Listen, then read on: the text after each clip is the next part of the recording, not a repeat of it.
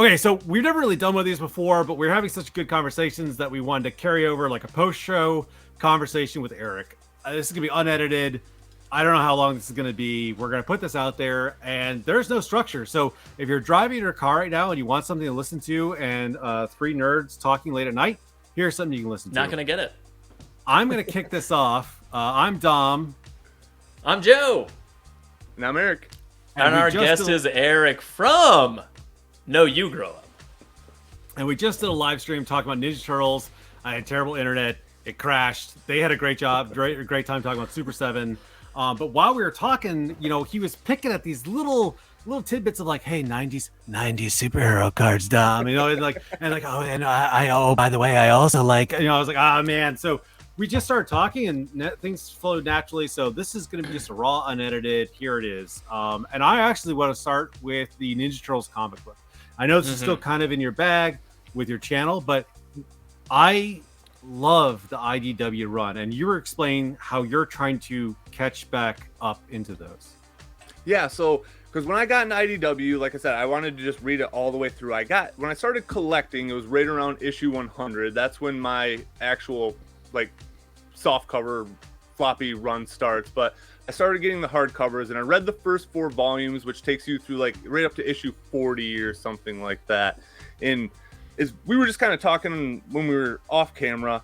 I'm not the kind of person that has a problem with change, you know what I mean? I can be accepting to it. I don't have to have my turtles always be the 87 turtles. And I like that this story started completely different, you know what I mean? It starts with they're pretty much spirits that came to life in these turtle bodies, and they're Spoilers! Oh, wait, no, no, I don't care. They can suck it up. No, you're right. I forgot all about that till you mentioned that. Yeah. Also, my brain just broke a little bit. Because you haven't read it. Yeah. It's it's a totally different origin story for the turtles. And okay. And, I mean, I don't. So again, not being a person that's attached psychotically to the original origin, I'm going, oh, interesting, and instead of going, how dare they? But right. I'm going oh, what is it now? I forgot Splinter's like a reincarnation. Very interesting. They're all reincarnated. Man, he was their actual father. They were the 4 brothers. Yes. Oh my gosh, that's they were so reincarnated awesome. that way. It's really good. Yeah, that's a really cool take. And again, I love that. I kind of like that. You know what I mean? And it really hit me. And like you said too, they bring in a lot of new characters. Like they bring in Alopex and I can't think of he's the main Hob. Hobbs. Yes, he's a great villain, you know what I mean? Yes. That first arc that he's in, when he first shows up, that was one of the first times where I'm like, I have to read the next issue right now. I have to know what's coming on. And I hadn't gotten that out of really new comics at the time, and it did. When I first started reading it, it got me very excited. And I'm you're caught up with it and stuff like that. And I really wanted to get to the point where I could read all the way through, but I think I'm just going to kind of jump in either at 100 or when Armageddon game starts again, because just listening to you talk about it kind of got me excited, and I feel like I'm missing out now. I'm sitting on all these comics that I haven't even read yet. So what I loved about it, what I tried to sell Joe on it too, is that it harkened back to, and I can't, my toy budget and my comic budget are constantly just smashing heads, right? And I feel bad. Comics always loses, and I feel bad because I like to read. You know what I mean? Yeah, so I'll go to a comic shop and I can't get there every month. So when I skip a month and I come back, that's like $100 bill if I try to catch up on everything. And the X titles are so good right now that they dominate my polls. So if I have a light month where I've stayed on top of things and I'm like, okay, I don't have to buy 5 issues of back issues for just Marauders or New Mutants, then I'll grab Turtles. So I have these weird choppy runs of Turtles. It's like 132, 33, 37, 39. It's kind of how my run on Turtles has always gone, though. I've always been choppy, jump in, jump out. But where I landed last was, I don't know how it got there, but there's basically a no man's land, and everybody is mutants, and they're kind of in this no man's land, referring to the DC Comics run back in the day where Batman had no man's land. They were just and I was there was an earthquake. They sectioned off Gotham City as a, and I was like, demilitarized zone, sort of. And there's all these new mutants. But the potential is, imagine being a kid and seeing that storyline of there's an island where mutants are happening constantly. You could just be like, well, I'm going to pull in my Toxic Avenger. I'm going to pull in like the tapestry is wide open for you to introduce anything you want in there. And like, that's why I love it. Go ahead. Yeah, I mean, like I said, I'm only up to issue 40, so I don't really have a whole lot. I don't know a lot. Well, take that. I just ruined like a whole other run. Actually, Eric, there's something I want to talk to you about more about the Ronin comic, because like I know that was the thing. So I saw that toy. So again, I haven't read the Turtles comics in forever, and then I saw that toy, and I knew it was based on a very recent run on the comic, and I was like, oh my goodness, like that, I want to own that toy, and I haven't even read the comic. Like that's how much that toy like spoke to me, kind of thing. And granted, as we've discussed, Michelangelo is my favorite character, so I was already like, oh, what now? Yeah. So I was already interested, but I mean, like, you know, like just the idea of the toy like got me like wanting to go read that. I was like, I'm gonna go buy this comic. Like that's 100%. Like I'm getting that. But what drew you into that storyline, or like what makes that storyline so awesome to you? Because I want to hear it, so I want to buy it. Because, like I said, so when I first like started getting like back into all this stuff, like it was still like, hey, this is coming out. You know what I mean? Like Kevin Eastman, he's coming back. He's got this story from back in the day that him and Peter Laird wrote, and they were just kind of saving it for their end game or whatever. I didn't even know that. What's that?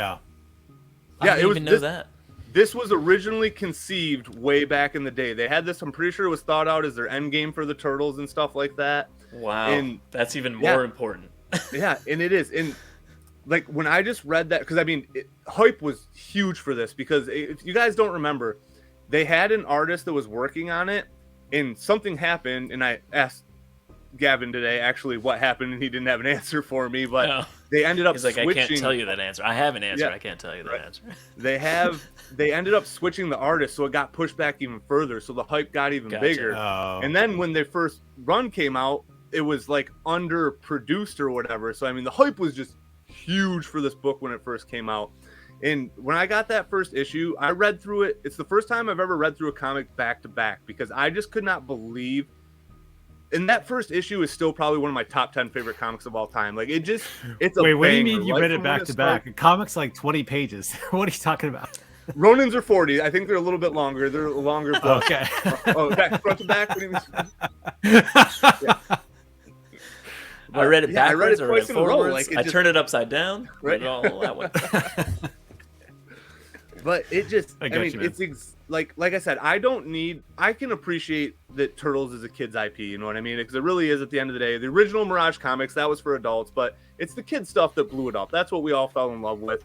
And it is just that 100%. dark, gritty story that we want as adults, you know what I mean? It's just, it wrenches on the heart, like it really does. Like it goes through the next issues. Like, again, I think at this point, it's fine to say spoilers. Like it just shows how each one of them dies, and like it just got me, you know what I mean? It's like one of the only modern comics I've read that like I'm like, man, this kind of bummed me out a little bit, but I liked that. I liked that it was so heavy, and I don't know, it just has such that sounds vibe. Right up my alley. I think I'm definitely gonna go pick this up. This was one of those comics that I saw on the shelf, and the art immediately grabbed me. The title, like Ronin, but here's the deal. It had Raphael in there, and I've seen Raphael alone on countless comic covers where like the classic he's on the building and he's like covered in snow, or like he's wearing the rag. Like they've kind of done like a Ronin thing in the past, or like he goes off of himself in Bad Boy Streak. So I just dismissed it as another one of those, but from what you're selling it as, it seems like it has the depth of more than just a lone wolf story arc. The conclusion that has reframed how I look at that now. So that's really cool. Yeah, because I mean, it's not really. I mean, I wouldn't really call it a happy ending, but like it's like I said, it's just heavy, man. It's like it's just definitely cool to get don't spoil the ending for me. But I do. I mean, like you telling me that this is how the other turtles die. Yeah, whatever. That's fine. That's like spoilers. It's called The Last Run, and you know there's only one like obviously they're all gone. Oh, I didn't. I had no idea. No idea. You had no idea. No. So anyway. So again, I'm excited for that one. We were talking about this beforehand. How I'm like, I feel like I'm constantly championing like new stuff is good too, you know. And the Turtles comics is a perfect example that you hit it on the head. Where what made the Turtles most popular was the kids show. Like, yes, Turtles had a Mirage comic before. Yes, it was probably doing, but even that was a spoof of the Hand from Marvel. Like, even that was a spoof to begin with, and so our parody. So it has goofiness at its in its DNA, right? So, the 2012 cartoon, I think, is one of the best animations that they've done on it, because yes, it has some goofiness, but I chuckle at that every now and then. I'm like, that's kind of funny. It has the big manga, like, where they like cut like what, and it's like a huge sweat drop in the eye, you know what I mean? Like, but that's a style choice that matches another existing style, right? So I'm like, okay, I see what they're doing. Very Naruto, you know, whatever. I think it's a representation of like how the Turtles just like morphs into whatever's popular at the time. Yeah, that's to what I mean. maintain That's their exactly popularity. what I mean. Yes, it stays current. But at its core, it's what Eric is associated with. Like, hey, this is the I always say 87, 89, you know, cartoon, and like, but it is 87 cartoon. We were talking the 89 wave earlier. Okay, all right, man. So again, I am a very bad toy collector. Like, I can't quote what is and what waves or who came first and variants. I don't know, man. I just want the thing I want to play with. But like, but the cartoon, the old cartoon, I don't like it. Like, I go back and watch it. I'm like, man, Leonardo, I want you to use your swords for other than cutting ropes. You know what I mean? Nope, or like, not allowed. Yeah, no, yeah, I know. Maybe exactly, a mouse or robot. Yeah, if you want. If you watch just the first season, those first 5 episodes, like, that's good. Like, the first 5 episodes is I'll good. Give it that. Definitely, I would say it's on par with the anime of the time, almost. Like, It totally has a different vibe. And what you said about the 2012 series, and it kind of loops into the Airbender at the time too. You know what I mean? Because they clearly were picking up on what was going on in anime, and that's what they were trying to do around the time. That's a good comparison. And with that, like, you also hit that on the head. Like, anime has the ability to shift between goofy and you're watching like the most serious hardcore cartoon you've ever seen in the same episode. You know what I mean? Like, anime is the only thing that ever did that to me. But I got that a little bit out of the Turtles. Like, they're goofy, but then once they go to fight, when their eyes go to the all white, yes, when they went all white, like, it's a game changer. That's why I like the 2012 show so much, is because you're right. It straddles and they do awesome animation effects where things go black and white, and like they do. It's a really good. And what I appreciated about it was that it had good story arcs. Like, Finn and I just watched the Mutagen Man one, where the poor kid gets turned into slime, and so like, oh crap, I'll say Donatello feels obligated, so he puts him in a jar in his lab, and every now and then you'll see him floating in the background in an episode, and you're like, oh, poor Jerry, I'm working on Jerry.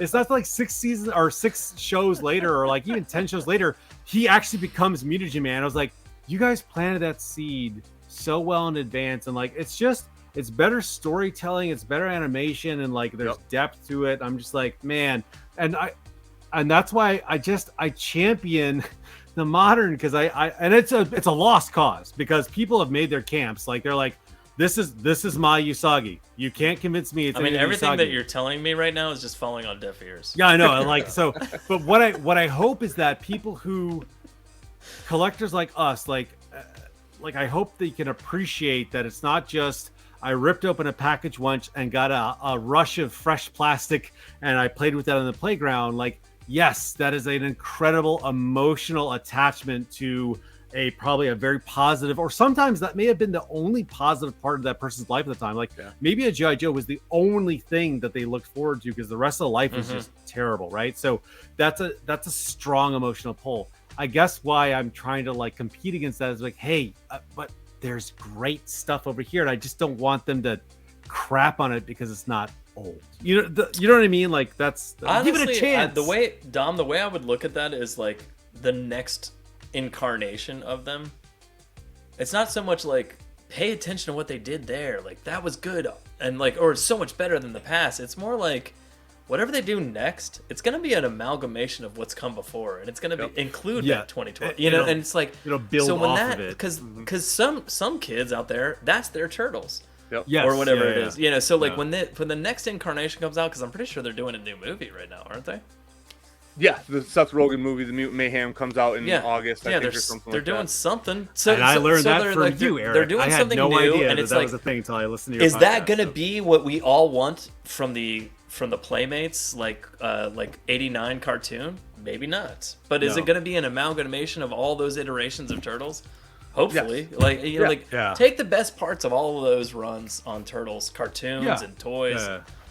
Make something good, you know, kind of thing. Like, and I think that's that's the problem. Like, so everyone will go into that new movie with Seth Rogen and go like, "Oh, is this good? No, it's not my April," you know, or whatever. Right. And you're just gonna like, that's not the point. Like, you know, that's not what they're trying to do.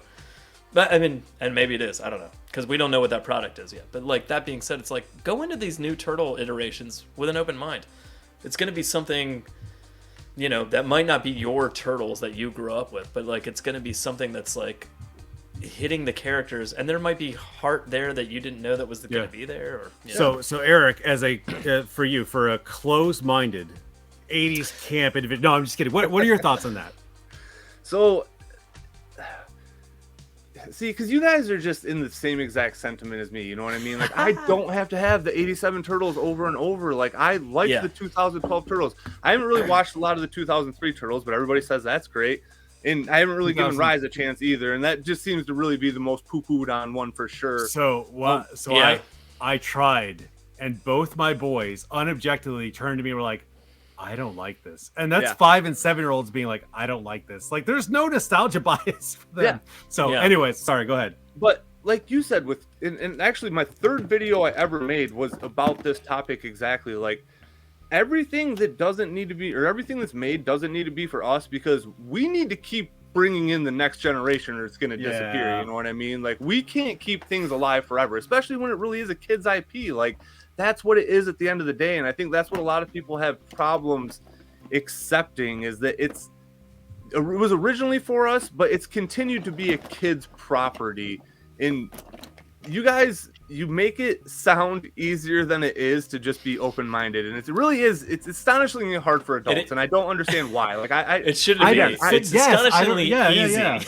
Exactly, and that's what I just can't get. But again, I'm a very unjaded 35-year-old man. You know what I mean? Like, I still look at everything through my kid goggles. Like, that's how I see things. Like, I have to put on my khakis to go to work, but after that, I mean, I'm the most immature adult you've ever seen in your life. You know what I mean? Like, I just never lost that childlike wonder, and like, I'm still open-minded to that, because you know what, Eric? I mean, like, we've had other guests on this channel, and no offense to those other guests, but you're gonna offend all of them. You're speaking to the heart of what we're doing here, though. You know, for real. Again, I'm not like I have pretty good intuition, and that's what I felt like coming into this. Again, that's why I wanted to come on here, because like, I knew we would be in the same mindset. And again, I don't think it's always good to just be in an echo chamber either. You know what I mean? But of course, At the same time, like, this is what I want people to see. Like, I mean, you can, like, I don't know. We're having fun, and I want to spread that, because it's easy to be angry about everything, but it's energy. Why do you want to waste your energy just being upset all the time? You know what I mean? Like, if I don't like something, I just move on and try to find something else that I like, because I want to be happy. Like, at the end of the day, I don't want to be a miserable adult. I want to be happy. So that's how I feel about So I'm not. I say I'm a trader collector. I think I'm going to do a video about this later, explaining this, but like, it's because I'm not wholly invested in any one line. I'm disappointed. Don't get me wrong. Like, when Joy Toys skyrocketed to $40 a figure, I was like, I'm so disappointed. When, you know, certain lines like Hasbro or whatever, like, I'm like, I'm disappointed. But like, that's about where it stops on my emotional spectrum, is disappointment. You know, like, not like a shameful, like, I am disappointed. Yeah, exactly. It's just I'm like, man. Like, and again, that's how I am about Super 7. I'm bummed. Like, I'm not like, God, Super 7, I hate you so much. It's just exactly. It's just like, that Krang just hurt me. You know what I mean? It just hurt me.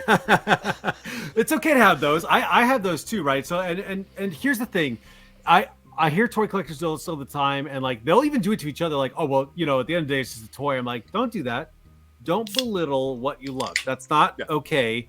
It's fine to have perspective, but don't belittle the fact that these things are awesome. And like, again, the emotional attachment childhood, or even now, like opening thing, whatever it is, like don't belittle that.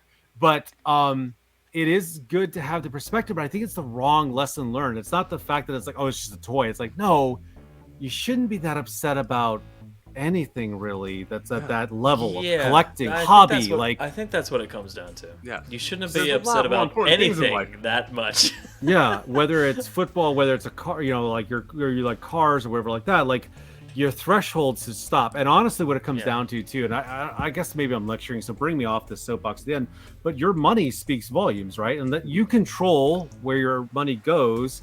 And so when I look at toys, I'm just like, hey, Super 7, like we talked about this in the stream, like the reason why I'm not into Super 7 is not because of the products or the quality or whatever, the characters. It's because I'm like, hey, this is my budget, and I just can't stretch it to you guys. And the more that you show me that I don't want those figures, you don't get into my budget area, and that's it. But if they start doing IDW, that budget's extending out. If they did Tiger Paw, I'd pay $70 for that figure, right? So like, but that's how you balance that is. And maybe that's ridiculously overstated or simplified. I don't know, but I don't think it's oversimplified. I mean, for me, I feel like I straddle the line between like someone that's all in on Super 7 versus someone that's like, I want to rekindle or I want to like get some of that Playmate joy out of my current Teenage Mutant Ninja Turtle toys. And that's there with Super 7 because they're literally making the Playmates toys again. Yeah. So like but it also, for me, I go back in time to where like, did I have that toy? Do I care about Raphael in a spacesuit? Not necessarily, like kind of thing. So it's like, for me, it's a balance of like, well, is that one speaking to me from my nostalgia, or do I just want another Raphael toy, or kind of thing? Like Raphael in Disguise is a good one, And Eric, I asked you that during the stream too. I was like, where do you see, you got to stretch out the core characters, and you had an interesting answer with like there's so much more. There's so many more characters to go through. They haven't even. I was like, oh, that's interesting. So for you, the well's not even tapped yet or close to it. Yeah, because again, like I appreciate because Space Cadet Raph was one of my favorite figures because again, I had all the turtle variants. Like that's what I had as a kid, and that the Turtles in Disguise line, I had all 4 of those. Or I didn't have the Samurai Leo was the one I didn't have out of that one. But I can understand why people don't want those figures because a lot of kids just were into the main line and stuff like that. But like, the turtle variants mean something to me, and that's why I love them so much. And I tell this to people all the time, like especially with Super 7, if this just isn't absolutely speaking to you, I would not get these figures because that's what it is for me. It's like they really are exactly what I want. I love Playmates. I love modern stuff. Put them together, and you made my toy line. Like now, so you said this in the podcast, or your co-host said this in the podcast. We're like, I don't want the carbon copy. I want something new. And Joe has said that about G.I. Joe Classified.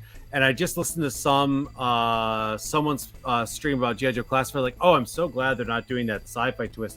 Back to the vintage, but this is vintage Razar, right?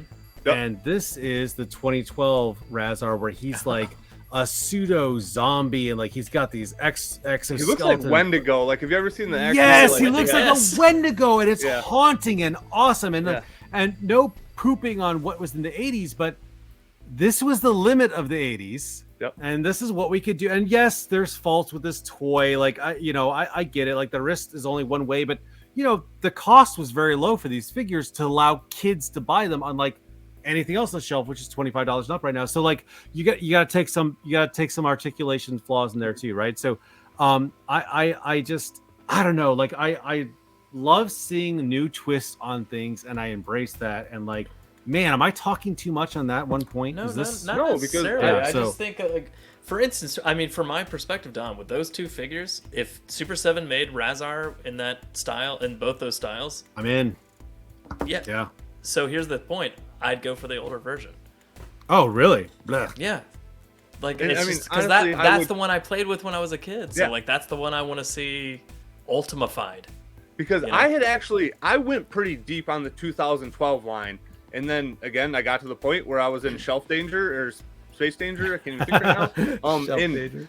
that's when I'm like, okay, do these 2012 figures mean anything to me? Because I don't want to be a hoarder. You know what I mean? Like I can't afford to be a hoarder, honestly. So I'm kind of at the point where some of my stuff does pay for itself in a way. You know what I mean? Like I'll get in these fits where I'm like, all right, I'm gonna sell off all this stuff, and like, that's just how it's been for me. And again, I love those 2000. Like I like that 2012 line. I think it's fun. I think it's got a lot of fun character designs and stuff like that. But at the end of the day, like, because again, I'm not constantly playing with things like you guys are, you know what I mean? So I get it. I love it for a little bit, and then if it's just not sparking that for me, then I'm just like, okay, I can afford to get rid of this and bring in something else I like a little bit more. That's kind of why I did put Krang in my top 10, Eric. Like, because for some reason my daughter was just like, a brain in a bubble. I love this, like, kind of thing. And it was like, so the more I played with it, on the ground, the more I went, this is important to me. Like,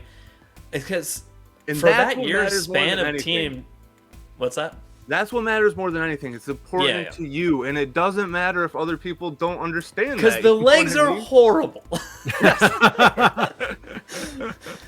That being said, you can make it go like and run across the field, and it's crazy and it's fun, and like, and it doesn't make any sense. And she's just like, "What is this?" And I'm like, "I can't explain it. Like we're gonna have to watch Teenage Mutant Ninja Turtles. We're gonna have to read some comics." You know, it's not far off from what we actually are as humans. We're just a brain living in an exosuit, skeleton, flesh and bone. So I mean, it actually is not that far away. It speaks to me on a human level. Yeah, right. I don't know why I'm championing this to like people who are my age and older, and they're just like, well, I like the Techno Viper, and this is my Techno Viper. I'm like, or this is my. I'm like, bro, Tiger Paw is awesome, and like I have a new. It's not new nostalgia, it's new attachment. Like I watch a show, I'm like, Tiger Paw's an amazing character. He's so much better than any of those other goofballs you had in the past. But like, but it's not my Bebop and Rocksteady. I'm like, those guys were morons. Like, you know what I mean? This guy's competent. Like, he can take on all 4 turtles. And like, so anyway, so the same thing with the comic books. And like, I love. So I think what it is my imagination storytelling is really what kicks in gear for me. And it is that. I guess maybe that's part of the childhood is imagination, but I see a thing and I'm just like, that is so cool. Like, I don't care if it's old, if it's not old, this looks really neat to me. So,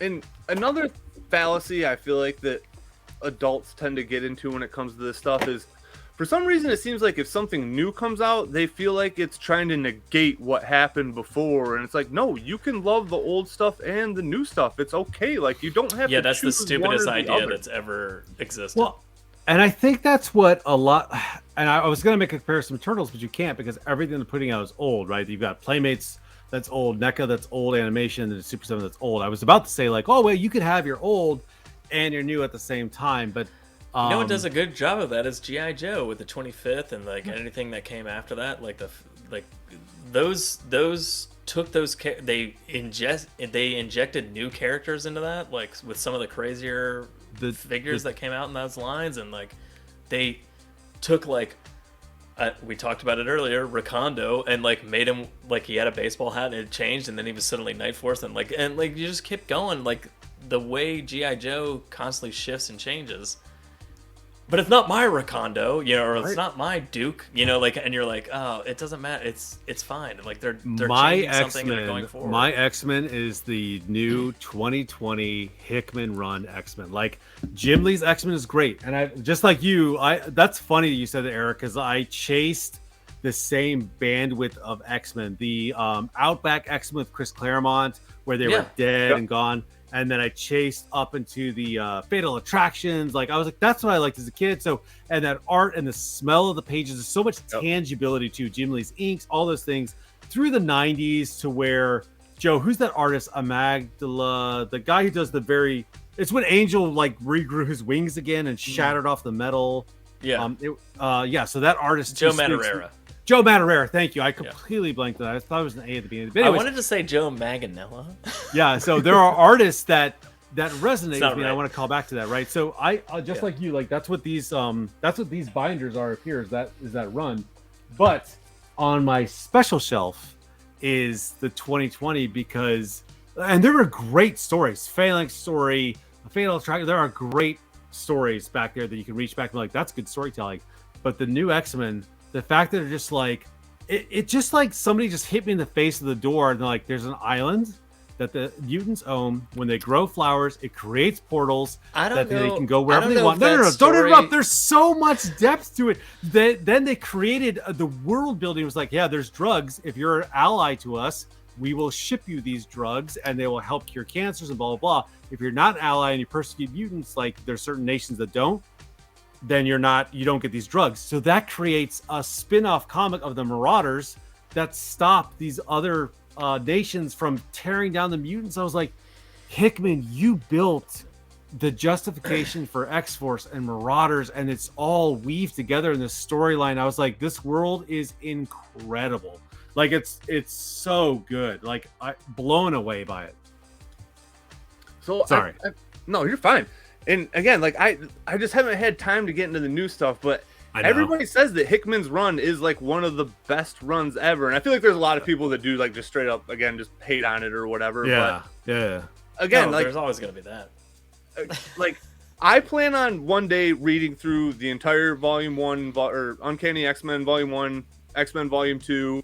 And then when it ends, it's just over for me. You know what I mean? And I can accept that, and I can move on to the next iteration, just like I've done with Turtles. Like I don't have a problem moving on to that next step. And like you said, I feel like a lot of people do just have trouble. Like they feel like if they move on to something else, it's cheating on what they originally loved or anything. Ridiculous. Yeah, it's an endless loop, though, right? It's just the same Snake Eyes over and over and over again. And like, let me show you how Snake Eyes is cool. 10 years later, let me show you how Snake Eyes is cool. 10 years later, let me show you. You know, like we get it. And like Hiya Toys produced, they were like. It's like Hiya Toys is gonna get the Joe license. Like, I wonder if they're gonna make a Snake Eyes. But I don't want to pay $50 for a 44-inch toy. But again, while we're back on G.I. Joe, because I did have something to say about that too. Oh yeah, the classified. Okay, so when the thing that got me into collecting and all this genre in general was Lego. Actually, like I got into Lego, and that's what brought me back to the toy aisle. Like I bought the original. There's not a single Lego behind you. Are you kidding me right now? I'm blown away by this statement. There's nothing I've seen. Can I move my camera right here? You want to see my ceiling? I have Lego all over my ceiling. Oh, look at that! All right, there it is. Again, I don't have enough space. I wanted to be able to display some Lego, and that's the only way I could figure it out. Yeah. So wow. And like that's what got me back into the toy aisle. And I was collecting. I had some vintage Playmate stuff, and I just discovered NECA, but I still wasn't really like. I had no idea what Hasbro was really up to. I walked into the Lego aisle. On the Lego aisle was a brand new side cap for the classified line. I had no idea this was coming. No idea. Not a single figure picked out of it. I just saw that Snake Eyes, and I'm like. It's a brand new Snake Eyes. Like, there's no way. I grabbed him and Destro, and it was game over for me there. That's awesome. I loved the designs when I first started like understanding there was like a subculture for this and stuff like that. And people were like, I hate these new futuristic designs. I didn't see it that way. I just looked at it and I'm like, this is a modern G.I. Joe figure. Like that's all I saw because I had that's no what it was. taint from the internet whatsoever. You know what I mean? I was a virgin brain looking at these figures and that's what I just saw. I'm like, no, these don't look like the 3 3/4 figures I had when I was a kid, but I cannot not buy these right now, and I wasn't even really super into action figures at the time, and that's honestly what got me into Hasbro. In Hater's defense, Snake Eyes and Destro were the closest to like old school you could probably have gotten in that new line. So but I understand what you're saying. I have 2 reoccurring dreams throughout my life. One is that just what you described is that you walk into this, I'm like in a comic shop or I'm in a toy store or even a record place. It doesn't matter. Like the place always changed, but it's always the same result. I turn the corner and I see toys on pegs that I go, what? Wait, what is this? And like, I'm discovering a new toy that I love. And then they're all $1. So I'm like, oh my God. So I'm like gorging on it. Right. So I'm like, and it's like, so it's a toy line I don't know. Yeah, they're like dirt cheap, and I'm like excited. Like, look at this! Like, I arms full. The second dream I have, Skelegon for $3. Well, but this is my dream where it's undiscovered. It's usually like the second dream I have that's reoccurring is that I I drive off a bridge, die. So I am horrified when I drive over bridges nowadays because I have this constant reoccurring dream of me just being like, oh no, and like you're not joking. You really do have this dream. No, I'm not kidding. Like it's a constant No, reoccurring dream to me. And so when I drive over bridges, I'm like stiffly, like my wife's like, "Are you okay?" I'm like, "I'm absolutely not okay. I've lived this dream like 50 totally times." Fine. So. I'm totally fine. Sweating as I cross over like this 2-lane like duck bridge. Like, but anyways, that is so awesome to hear that you just walked in, had no idea. Virgin brain is the best way to describe that. You walked in like, look at this, because you get what my sons get, which is virgin brain too, but it's a fresh perspective of just being like, on like a new toilet. Yeah. I have no biases, no expectations, nothing, and I can look at this almost objectively and go, that's a good toy, and that speaks. And that's to what happened. The toy. Yeah. Again, it was awesome. So good. I wasn't even buying anything but turtles at the time. I'm like, I have to get these. Like, there's no way I'm not gonna get these figures that I'm seeing in front of my face right now, and like. And it sucks because I'll never have that magic again. You know what I mean? Because I am like a because now you're tainted. Like I am in the know. Like toy news, I need to know everything. Yeah. Well, and that's why I say I'm an ignorant collector, and I just learned about some of the bigger toy channels like these last couple of months, and people made fun of me. They're like, "You don't know who Analog Toys is?" I'm like, I don't know. I don't know these things. Like, I follow a couple things. It's not dumb. You love toys and you wanted to make a toy channel. It's not weird that you haven't already watched the other toy channels. No, it's not weird. Like that was like another draw for me when I first started watching you. Is like, like you're not like any other toy channel that I watch at all. Like, I mean, it's just not, and I don't really know how to describe it. Thank you, Eric. Yes. Like we didn't pay him to do this, by the way. Like, this is Eric said it here. We're unlike anything else. The first time I ever saw you was on a Toy Connections, and I mean, even just I typically will sub everybody that's on there and stuff like that. Oh, that's awesome. I gave everybody the sub, but like, just even just the way you talked, like everything you said was just from such a different vantage point than I heard before. I'm like, I really like the cut of this guy's jib. You know what I mean? Like, it's just it's different, and I like that because because I know as much as I try to be unbiased, things still rub off on me. Like, it does. It's impossible for it not to. You know what I mean? So like, when you are out of like the group think, you're gonna have a much better, true, unbiased opinion on things, and like that's nothing to be ashamed of. Honestly, like you are giving your opinion, and you're not really swayed by other people, and that's awesome. No, man, I appreciate that, and please. Yeah, that means a lot, Eric. Please tell that there's many people to look at our channel and sub. Like, thank you for that. Please sub. No, I no, do but seriously, that means a lot, Eric. Thank you. Especially because you make content, you have your channel, so like, you're, not to be egotistical, but like you're focused on getting your stuff out there, right? You're like, I've got to like, what am I doing? Like, so to have another content creator, it's like having an author read your book and be like, hey, this is a good book. You're like, oh crap, like you can have, that speaks volumes, I feel like. So again, like on the same note, to your own credit, that's exactly how I felt when I watched your channel earlier on. Like I stumbled upon your channel. I have no idea when or how, but I randomly was like, videos that went gangbusters early, and I don't understand the algorithm. You know what I mean? Like, so at any rate, I posted just exploded. Like, it makes no sense. Maybe it was one of those. I don't know. I don't even remember what the first video I randomly clicked on that was like, oh, let me see what this guy's about. And I was like, oh, I really like this guy.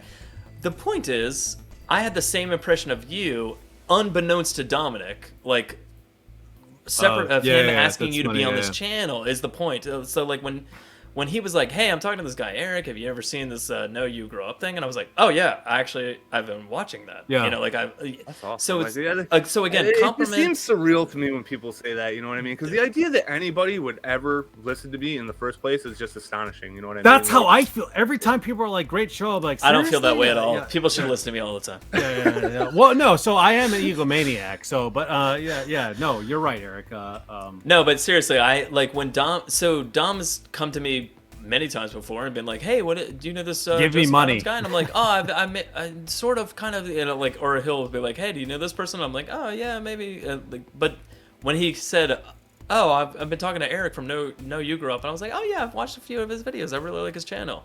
And he like kind of thing. So it was like one of those happy moments of like, oh yeah, I actually know yes, you know, like ahead of time kind of thing, like separate of each other. We found your channel, so that was a fun feeling for us, you know. And it's not to say, that we're filtering other because there's other channels that subscribe to us, right? So like, and it's not to say that we're filtering out for those ones either. Like our schedule, we're starting to pack out with other channels we include in here too. So Eric slipped in at this time, and then we're slowly extending to more. So please, it was just a happy, yeah. surprise that like Dom was like, hey, look, I've been talking to this guy. I was like, oh, I'll watch his videos. You know, like that. And if anyone is watching this that also has their channel and wants to collaborate with us, like, don't just wait for me to reach out. Please, like, come send an invite. Like, you know, shoot our way. Like, I don't know why I always have to be the one to ask people to the dance. You know what I mean? But like, please, you know. I mean, I don't know. It's weird. You know what I mean? Because like, I've reached out to a lot of different people, like not to ask them to be on my channel, but just to like talk to people, and especially like channels that I've watched for a long time, and I've gotten very differing responses, you know what I mean? And like, it's not even about like the elevation of the channel either, you know what I mean? Because like I said, the first person I ever reached out to is the Artist Shark, and I mean, he's probably one of the bigger channels that I talk to regularly, and I mean, his first message back to me, I mean, I couldn't believe like how much time he took to say what he said to me, you know what I mean? And like that really meant something to me at the time, and it's just like I'll probably never get that great of a reaction again out of anybody I reach out. And it's not to say that like people aren't kind to me and say really nice things, but like you just never know what you're gonna get when you reach out to people, you know what I mean? Even as grown men, it's just kind of scary, you know what I mean? Like it's weird. So even as grown men. So Adam from Go Figure was like he asked somebody to this thing, and I was like, man, that's really cool. You're so bold. He's like, well, what's the worst that could happen? You'll be like, they'll say no. He's like, well, is that so bad? I'm like, yes, that's very bad. When I asked out a girl and she tells me no, that was like a kick in the junk. Like that is terrible. That's terrifying. And be like, no. I'm like, oh, I feel worthless. Like, yes, that is a thing.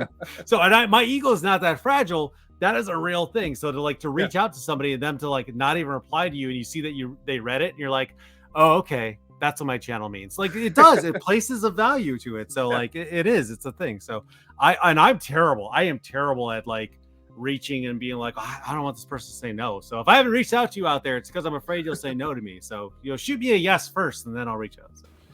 So, just respond yes.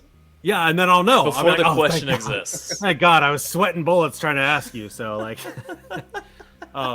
and it's funny because I'm not a small person. Like I'm actually a larger person in life. So when I tell people like, I'm kind of shy. 6'3", 240. You know what I mean? Like you're 6'3". Yeah. Okay. Yeah. So like we're about. So, you're like yeah. So yeah. This is how tall I am compared to you guys. Yeah. Like that's the weird part about being on here in general. Is like, I mean, my first few videos, I was like peeing my pants on camera. You know what I mean? But in my regular life, I manage. And they blew up. Yeah, I manage 60 people. I run group exercise classes. Like, I'm not a person that's like afraid to lead or be in front of a group. But like, the internet, for one thing. Okay, so my community. Well, once it's out there, Eric, it's there forever. Exactly, and anybody can see it, and anybody can make fun of you at any time. But like, or can use it against you, apparently. Right. I have 2 messages that I haven't. I'm scared of when my child is older. I only have 2 messages that I've ever intentionally, anyway, not responded to that I've gotten on like any of my videos and stuff like that, and it's because they were like just, I mean, hate, not spewing like, hate. Yes, exactly. And other than that, I have had like the cleanest, nicest, awesomest community ever. It's same. astonishing to me, you know what I mean? Because I figured, like, especially I said so much when I first started talking on camera, and I just expected people to make fun of me way more than they did, and I was honestly shocked that they didn't, because man, the internet is a brutal place, you know what I mean? Like it's not typically known for being kind to people. So it's just when you're out there, you're a grown man, you're like, hey, I'm gonna talk about some toys, you expect people to make fun of you know what I mean? Like well, so I mean, yes, and no. I think it's just people are gonna hate, so let them do their thing. But I think if if we keep a positive twist on things, as our channel is doing, and as you're clearly doing, like it's not so. And that's an interesting point too. That Eric and I were talking about this, and Jonah, you and I've talked about this a lot too, and my ignorance bubble or naivety has been, you know, kind of shattered recently when I started seeing other bigger channels, and I'm not naming anybody or, you know, casting shade or anything like that, but negativity, maybe it's an old guard thing, I don't know, or maybe, you know, I don't know what it is. Hopefully Negativity we're bringing in a new era. Where and you're allowed to have criticism, right? Like criticism or critique. Critique is different than criticism, shitting right? on Krang, you know? Oh yeah, see, there you go. We're literally we're still recording, Joe. This is still going to the internet, but I don't know where this is coming from. So that's money in the jar. But you were allowed to show of like, hey, like this figure fell apart. That's probably a bad QC thing rather than me pulling apart, or like this is me pulling apart.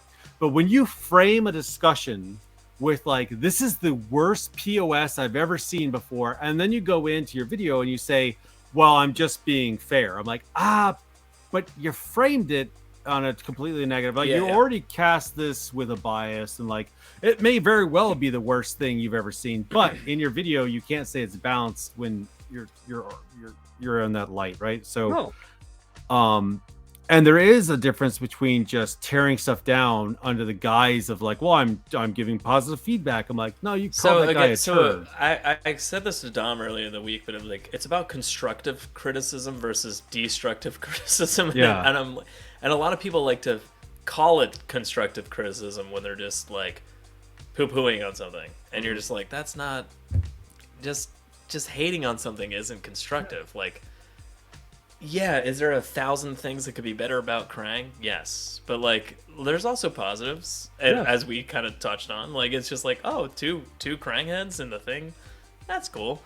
I'm gonna buy this. The legs could be 1,000 times better. I'm gonna be part of this. I'm just gonna buy it just so I can be like, that's the thing. Like, I mean, I would say I'm not even a glass half full person. I'm like, you know what? I think there's 51% water in there. You know what I mean? Like, I really I want to love things, because why?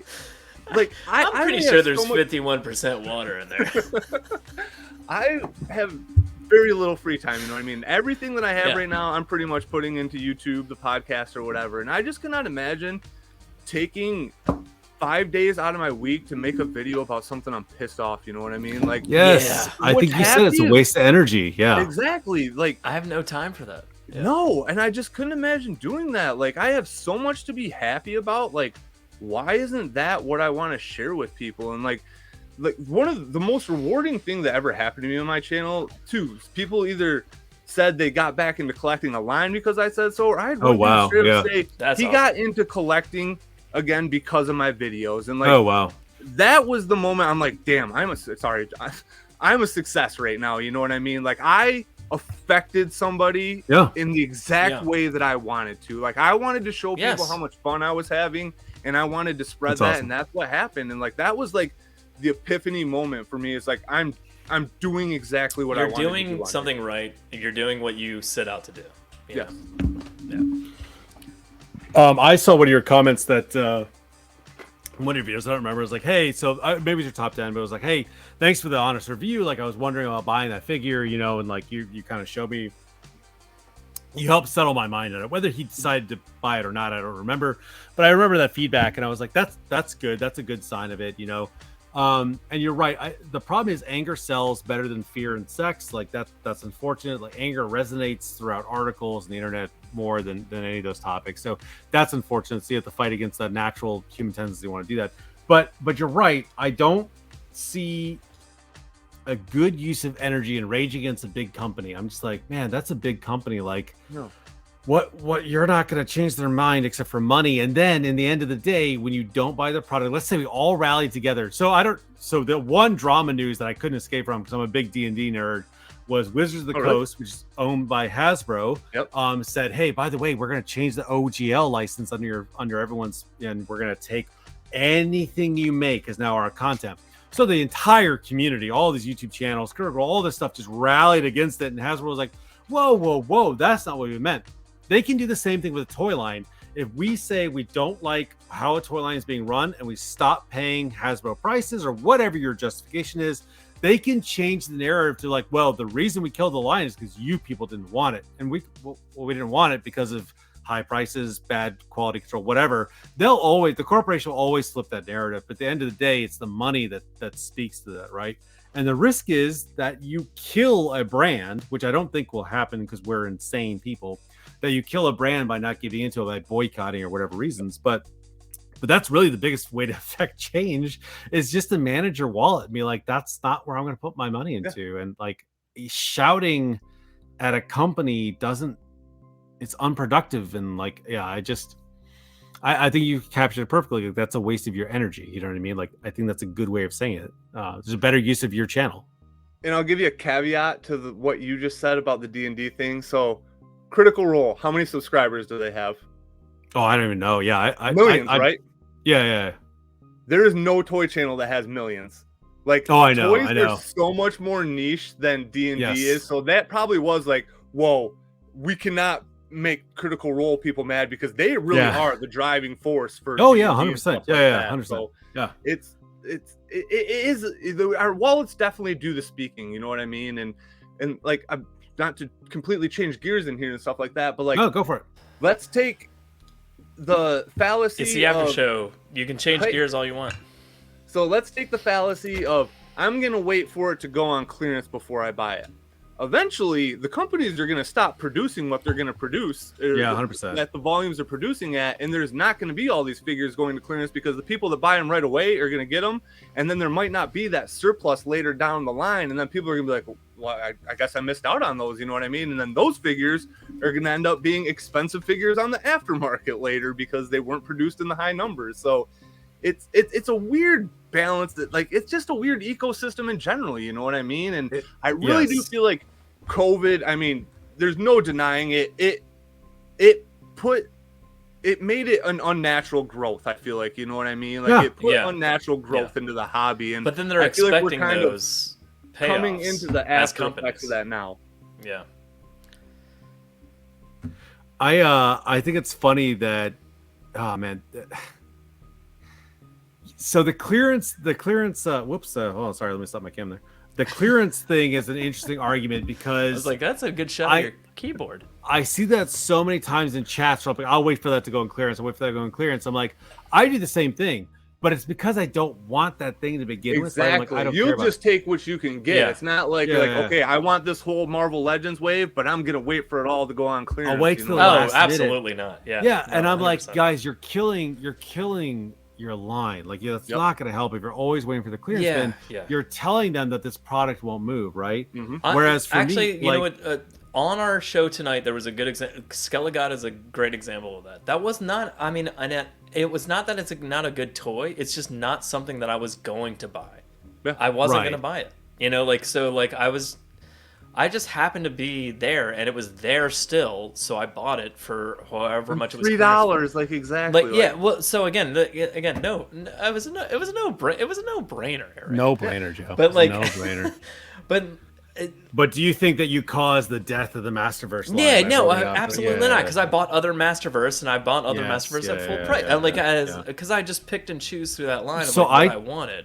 I cherry pick with the Marvel Legends the same way. I'm like, I must pre-order those. I must pre-order Speedball. I must pre-order Harold Thor. I love Speedball. He's great. It's an awesome character. I'm not saying he's not great, but it's just a random one to pull out. It is. I must pre-order Iron Spider.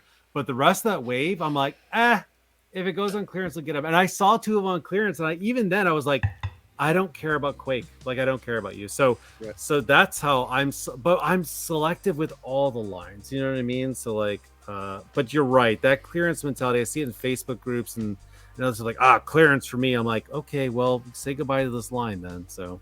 Well, no, because it needs to be playable for us, you know? Playable. What are you gonna be? Perfect! That's right. Playable. Hold on. So the one comment I think I might have saw on the live stream was somebody complaining about the sound effects. Is that what I saw? No. So that was good old Steven. Okay, I just wanted to make sure that wasn't like one of my maybe aunts or uncles that got on here that's like, that's too loud for me or something. So no. So I had these videos where the spike in the sound was too high, and he'd literally be like, have his headphones and be like, and like get startled. So like, I'm gonna troll him though. And the next video, I'm gonna spike something to like 200%. Well, don't you just revealed your plan? I told him I was gonna do this. The best part is that he has to keep waiting for this moment to happen. So Dom, why have you pulled up your toy cam? What are you doing? Nothing. I was fidgeting, and I was like, "Why don't I just put it on a fidget?" So, okay. I think though that I'm glad we were able to do like this kind of like there's a lot to talk about afterwards. It's the after right? party. It's fine. Yeah, we still had like the momentum to carry through, and I wanted to keep it going. I was like, "Hey, why don't we just record it?" So, but Eric, like, I want to circle back on several other things. Not now because we've been at this an hour. Like I don't know how you're maintaining this. I usually wake up at 6 a.m. You wake up at like 3 or 4. So. Well, so again, I have a vacation day tomorrow, and I'm telling you guys right now, like my adrenaline is through the roof. I'm having a I'm fine. Like I cannot tell you how like I love. That being said, let's shut this down.